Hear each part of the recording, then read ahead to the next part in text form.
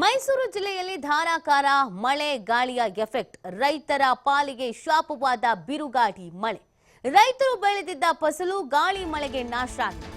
ಮಾವು, ಸಪೋಟ, ತೆಂಗು ಸೇರಿದಂತೆ ಹಲವು ಬೆಳೆ ಹಾನಿಯಾಗಿದೆ. ಬೊಮ್ಮನಹಳ್ಳಿ ಸೇರಿದಂತೆ ಸುತ್ತಮುತ್ತಲಿನ ಗ್ರಾಮಗಳಲ್ಲಿ ಬೆಳೆ ನಾಶ ಆಗಿದೆ. ಕೈಗೆ ಬಂದ ತುತ್ತು ಬಾಯಿಗೆ ಬರದ ಪರಿಸ್ಥಿತಿಯಲ್ಲಿ ರೈತರು ಇದ್ದಾರೆ. ಸೂಕ್ತ ಪರಿಹಾರಕ್ಕಾಗಿ ರೈತರು ಇದೀಗ ಆಗ್ರಹಿಸ್ತಾ ಇದ್ದಾರೆ. ಅಕಾಲಿಕ ಮಳೆಗಿಂದ ಸಾಕಷ್ಟು ರೀತಿಯಾದಂತಹ ಸಮಸ್ಯೆಯನ್ನ ಎದುರಿಸ್ತಾ ಇದ್ದಾರೆ ರೈತರು. ಎಲ್ಲ ಬೆಳೆಯೂ ಕೂಡ ಕೈಕೊಟ್ಟು ಬಿಟ್ಟಿದೆ.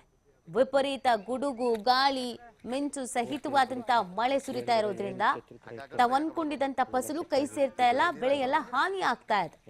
ಹಾಗಾಗಿ ನಮಗೆ ಪರಿಹಾರವು ಬೇಕು ಅಂತ ಆಗ್ರಹಿಸ್ತಾ ಇದ್ದಾರೆ ರೈತರು ಬೆಳೆದಿದ್ದ ಫಸಲು ಗಾಳಿ ಮಳೆಗೆ ಸಂಪೂರ್ಣವಾಗಿ ನಾಶವಾಗಿದೆ. ಮೈಸೂರಿನ ಬಹುತೇಕ ಭಾಗಗಳಲ್ಲಿ ಇದೇ ತರದೊಂದು ಪರಿಸ್ಥಿತಿ ಇದೆ. ಮಾವು, ಸಪೋಟ, ತೆಂಗು ಎಲ್ಲ ಬೆಳೆಗಳು ಕೂಡ ಕೈಕೊಟ್ಬಿಟ್ಟಿದೆ. ಕಾರಣ ವಿಪರೀತವಾದಂತ ಮಳೆ, ಅದು ಅಕಾಲಿಕ ಮಳೆ. ಎಷ್ಟು ಮಟ್ಟಿಗೆ ನಷ್ಟ ಆಗಿದೆ ಅನ್ನೋದನ್ನ ನೋಡಿ.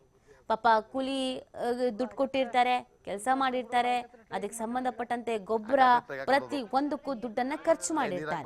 ಇನ್ನೇನು ಫಸಲು ಕೈ ಸೇರ್ಬೇಕು ಅನ್ನುವಾಗ ಈ ತರದೊಂದು ಪರಿಸ್ಥಿತಿ ಬಂದ್ಬಿಟ್ರೆ ಪಾಪ ಏನ್ ಮಾಡ್ತಾರೆ? ಸಾಲ ಸೂಲ ಮಾಡ್ಕೊಂಡಿರ್ತಾರೆ. ಹೆಂಗು ಲಾಭ ಬರುತ್ತಲ್ಲ ಅವಾಗ ನೋಡ್ಕೊಳ್ಳೋಣ ಅಂತ.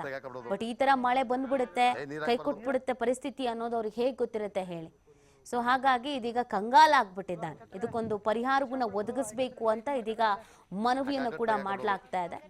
ಅದಕ್ಕೆ ಸಂಬಂಧಪಟ್ಟಂತೆ ಅಧಿಕಾರಿಗಳು ಏನ್ ಹೇಳ್ತಾರೆ, ಸರ್ಕಾರದ ಗಮನಕ್ಕೆ ತರ್ತಾರ, ಇದಕ್ಕೆ ಪರಿಹಾರವನ್ನು ಒದಗಿಸುವಂತ ನಿಟ್ಟಿನಲ್ಲಿ ಯಾವ ತರದ್ದು ಪ್ರಯತ್ನಗಳನ್ನ ಮಾಡ್ತಾರೆ ಅನ್ನೋದನ್ನ ನೋಡ್ಬೇಕು.